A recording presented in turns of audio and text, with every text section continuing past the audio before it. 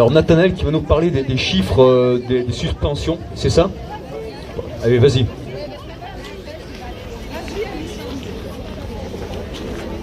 Voilà, en fait, le ministre de la Santé, Olivier Véran, il annonce 3000 suspensions de personnel ou médico-sociaux. Et en fait, l'hécatombe du service public est bien plus importante que ne veut bien l'admettre ce même ministre. Il y a une enquête qui est sortie dans le journal Le Monde du 20 septembre parlant des estimations parcellaires d'Olivier Véran. Donc le journal Le Monde, c'est pas un journal complotiste, hein. Là on est dans la matrice, donc loin de relever d'une recension exhaustive, le chiffre de 3000 est très sous-estimé. Le pire, c'est que le cabinet d'Olivier Véran assume ces chiffres sous-estimés. Il ne concerne que les personnes travaillant en établissement de santé, ce qui exclut tous les médecins, infirmiers et professionnels paramédicaux qui exercent en libéral, mais aussi tous les pompiers et les ambulanciers. Voilà, et d'autres que j'ai pas comptabilisés, exactement. Aide à domicile, personnel de santé. Les administratifs. Certains établissements expliquent ne pas avoir encore de données complètes quant à leurs effectifs. Les hôpitaux sont dirigés par des directeurs qui sont des fonctionnaires, qui ont intérêt à être bons élèves par rapport à leur ministre.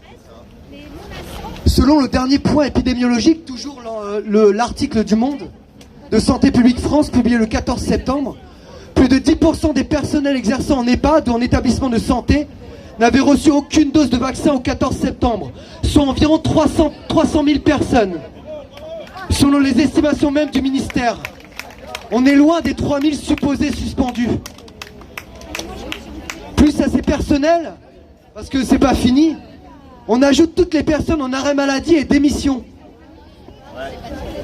Tous ceux qui subissent depuis des mois et des mois et des mois le tabassage médiatique et depuis des mois et des mois le travail de 4 ou de 5 qu'ils font tout seuls.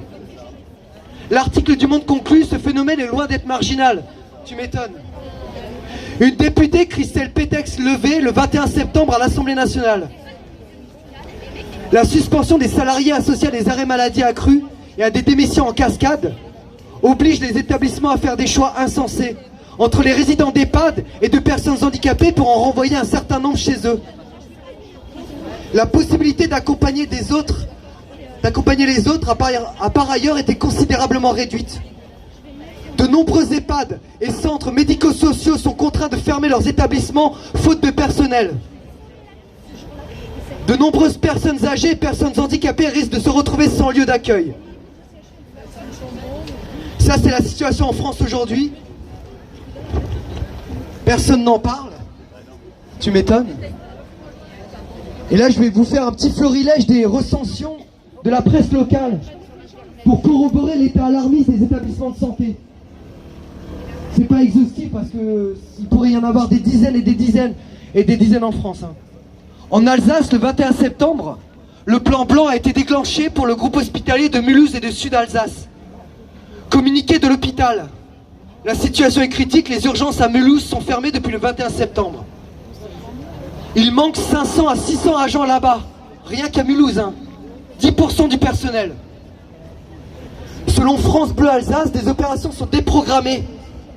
C'est-à-dire soit peut-être des supposés cancers ou d'autres maladies qui ne sont pas détectées à temps et qui finalement feront au minimum des graves maladies et au maximum des morts. Donc il faut aussi compter les effets collatéraux de tout ça. Communiqué de l'hôpital, la situation est critique. Les urgences à Mulhouse sont fermées depuis le 21 septembre. Dans la Sarthe, dès le 22 septembre, fermeture des urgences de l'hôpital de Château-du-Loir. Problème de continuité et de permanence des soins selon la direction.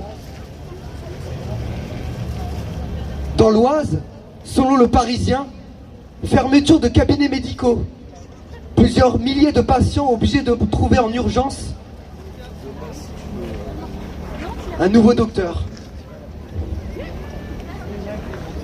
Selon BFM TV, là on est vraiment encore à nouveau dans la matrice et dans la... Voilà quoi, qui relaie l'oligarchie depuis des mois et des mois. Du 19 septembre, le seul médecin de l'île aux Moines ferme son cabinet. Dans les Hautes-Alpes, des casernes de pompiers sous tension. Suspension rien que là-haut de 130 pompiers volontaires.